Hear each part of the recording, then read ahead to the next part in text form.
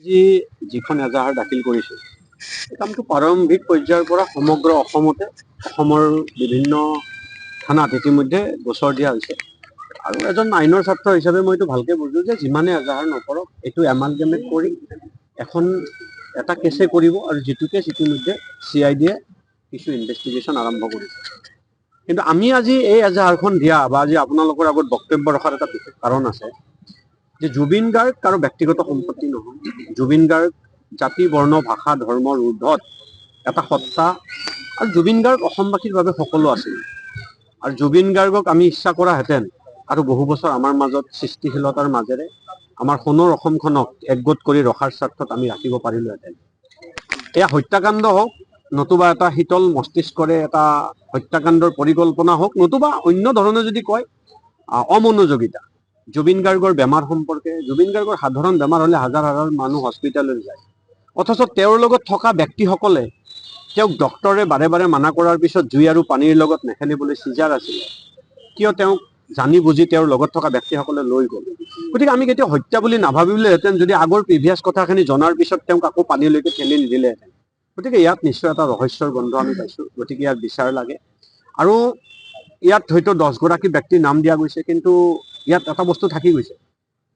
ছিংগাপুৰৰ যিখন অসম সমাজে যিটো ছ'চাইটি বা এছ'চিয়েশ্যনে তাত লৈ গৈছিলে তেওঁলোক কিন্তু ইয়াৰ পৰা মুক্ত নহয় আৰু আইনৰ ছাত্ৰ হিচাপে মই যিমান দূৰ ঢুকি পাওঁ অসম চৰকাৰৰ পৰা ইয়াৰ কনস্পাইৰেচি পাৰ্টটোৰ ওপৰত ইনভেষ্টিগেশ্যন হ'ব কিন্তু ছিংগাপুৰৰ যিহেতু আমাৰ ভাৰতৰ আইনৰ গণ্ডিৰ বাহিৰত এই ঘটনাটো ছিংগাপুৰৰ যিখন অসম এছ'চিয়েশ্যনে প্ৰত্যক্ষভাৱে তেওঁক সেই জেগাটোলৈ লৈ গ'ল তেখেতসকলৰ ওপৰত কি সুৰুঙা আইনে উলিয়াই আৰু তেখেতসকলক এই গণ্ডিটোৰ মাজত আনে সেই ডিমাণ্ডটো আমাৰ থাকিব। ইয়াৰ পৰা লৈ যোৱা শ্যামকানু মহন্তকে প্ৰমুখ্য কৰি সকলোৰে কথাটোতো আছেই প্ৰথম আৰু প্ৰধান। দ্বিতীয়তে কিন্তু সেই এছ'চিয়েশ্যনৰ সকলে যি ধৰণে ভিডিঅ'বিলাকত দেখিছোঁ জুবিন গাৰ্গ ডাঙৰীয়াক লৈ যি ধৰণে মানে ধেমালি কৰিছে পানীত পেলাই দিম নেকি পানীক ভয় কৰে জুবিন গাৰ্গে এনেকুৱা যিবিলাক অশালীন বক্তব্য আমাৰ সম্পদটোক লৈ তাত দাঙি ধৰিছে তেখেতসকলক যদি আইনৰ গণ্ডিত সোমাই লোৱা নহয় মই ভাবোঁ ইনভেষ্টিগেশ্যন পাৰ্টটো আধৰুৱা হ'ব। গতিকে আমি গোটেই কথাখিনি নজনাকৈ আমি জাষ্ট ভিডিঅ'বিলাকৰ ভিত্তিত এটা আৱেগত গোটেই কথাখিনি দাঙি ধৰিছোঁ। আশা ৰাখিম অসম চৰকাৰে অসমৰ মাননীয় মুখ্যমন্ত্ৰী হিমন্ত বিশ্ব শৰ্মা আৰু ভাৰত চৰকাৰে যিহেতু জুবিন গাৰ্গ এতিয়া অসমৰ সম্পদ নহয় জুবিন গাৰ্গে বিশ্ব দৰবাৰত নিজৰ নাম আৰু অসমীয়াক এটা স্বীকৃতি দিলে আৰু ভাৰতবৰ্ষৰ যিবিলাক নিউজ চেনেলে জুবিন গাৰ্গক চিনি পোৱা নাছিল আপোনালোকে দেখিছে এতিয়া প্ৰতিজন প্ৰসিদ্ধ আৰু নাম জনা সাংবাদিকে জুবিন গাৰ্গক আমি নাজানিছিলোঁ কিন্তু জুবিন গাৰ্গ এনে হয় বুলি গোটেই ভাৰতবৰ্ষৰ প্ৰতিটো প্ৰতিষ্ঠিত সাংবাদিকে বিশ্ব দৰবাৰত জুবিন গাৰ্গক প্ৰতিষ্ঠিত কৰিলে আৰু যিটো মৃত্যুৰ সময়ৰ যিটো সমাগম সেইটো এজে হ'ল বিশ্বৰ 4 নম্বৰত আৰু সাংস্কৃতিক জগতৰ ব্যক্তি হিচাপে তেওঁ দ্বিতীয় ঠাইত আছে। কিন্তু যদি সেই দিনটোৰ ৰেলীটোক বাদ দি শ্ৰদ্ধাঞ্জলি জনোৱাৰ পৰা শ্মশানৰ সেই দিনটোলৈকে যোগ কৰা হয় বিশ্বৰ ভিতৰত আটাইতকৈ প্ৰথম বেছি সংখ্যক মানুহে দুখ কৰা ব্যক্তিজনে হ'ব জুবিন গাৰ্গ আৰু তাত কিছুমান বস্তু এড কৰা হোৱা নাই।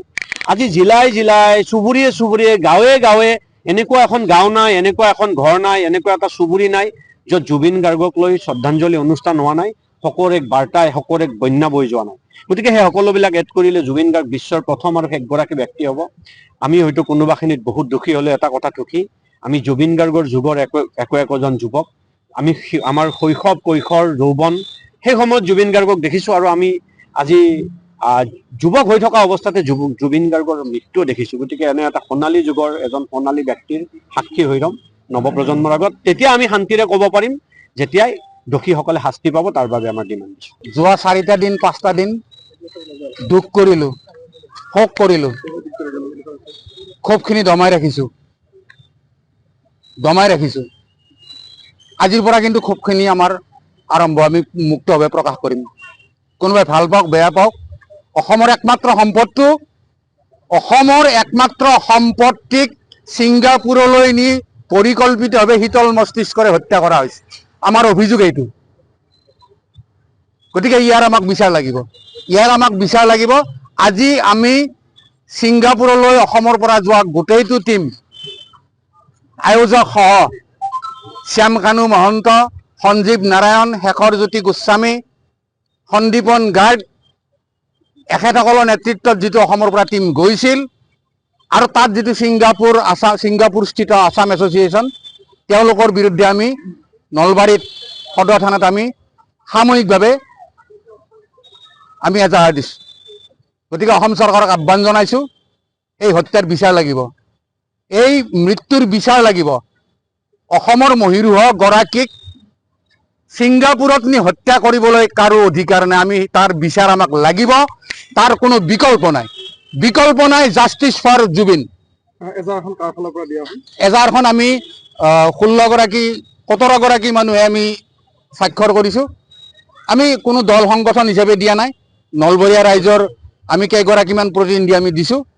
গতিকে অসম চৰকাৰক আমি আহ্বান জনাইছোঁ, ইয়াৰ এই হত্যাৰ বিচাৰ তেওঁলোকে কৰি দিয়ক। আৰু যদি তেওঁলোকে নোৱাৰে, ৰাইজৰ হাতত গতাই দিয়ক, গণ আদালতত গতাই দিয়ক, আমি গণ আদালত ইয়াৰ বিচাৰ কৰিম।